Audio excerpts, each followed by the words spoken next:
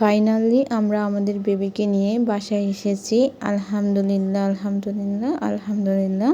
আসসালামু আলাইকুম এভরিওয়ান, সবাই কেমন আছেন? আলহামদুলিল্লাহ, আল্লাহর রহমতে আমরা অনেক ভালো আছি। আজকে আমাদের হসপিটালের লাস্ট দিন। আজকে হচ্ছে 6 দিন আমরা হসপিটালে, কিন্তু আজকে আমাদেরকে রিলিজ করবে, এই জন্য হচ্ছে সকাল থেকেই আমরা সব কিছু গুছিয়ে নিয়েছি। এই দিনটা ছিল আমাদের জন্য সত্যি অনেক অনেক বেশি আনন্দের, কারণ হচ্ছে দীর্ঘ 6 দিনের অপেক্ষার পরে আমরা আমাদের বেবিকে সুস্থ মতো বাসায় নিয়ে যেতে পারবো আলহামদুলিল্লাহ।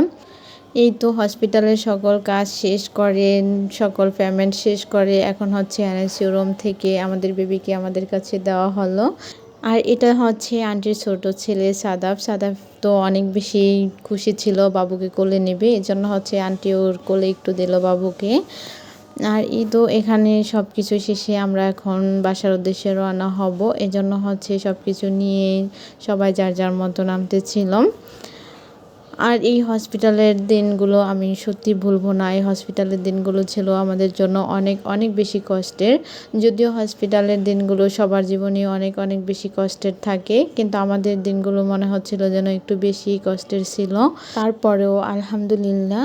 আর এই তো এখানে হচ্ছে আমরা নিচে এসে কিছুক্ষণ ওয়েট করতেছিলাম, কারণ হচ্ছে এখানে ডক্টর এমনকি সবাই মিলে গ্রুপ ফটো তুলবে, এই জন্য হচ্ছে আমরা কিছুক্ষণ ওয়েট করলাম। তারপরে ফটো তুলে কিছু সময় সবার সাথে কথা বলে দেন হচ্ছে এখন আমরা বের হয়ে পড়তেছি।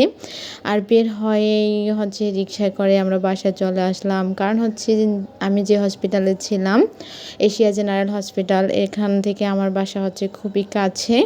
আর এত কাছে হওয়াতে আমরা রিক্সায় করি তাড়াতাড়ি করে বাসায় চলে আসলাম।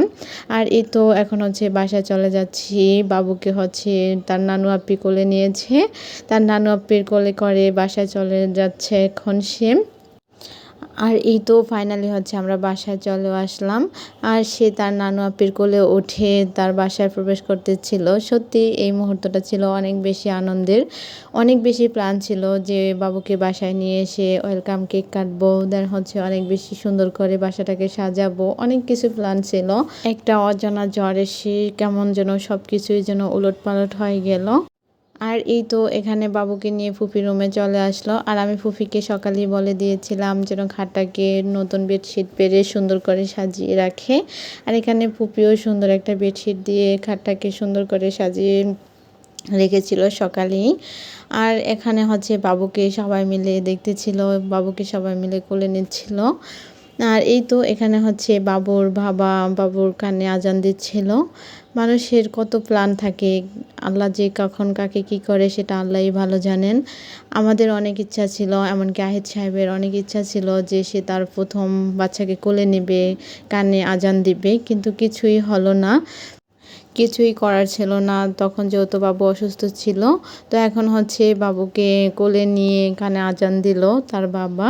আলহামদুলিল্লাহ, আলহামদুলিল্লাহ, আলহামদুলিল্লাহ। তো আমাদের বাবুর জন্য সবাই অনেক অনেক বেশি দোয়া করবেন, আল্লাহ যেন ওকে অনেক অনেক বেশি সুস্থ রাখে, এমনকি নেক হায়াত দান করে। প্রত্যেকটা বাবা মার কাছে প্রত্যেকটা সন্তান যেন অনেক অনেক বেশি আদরের, অনেক বেশি স্পেশাল। আমাদের কাছে আমাদের বেবি অনেক অনেক বেশি স্পেশাল, অনেক অনেক বেশি আদরের।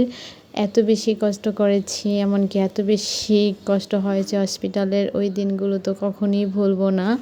তো সব কিছু মিলিয়ে আলহামদুলিল্লাহ। সবাই ভালো থাকবেন, আল্লাহ হাফেজ, থ্যাংকস ফর ওয়াচিং।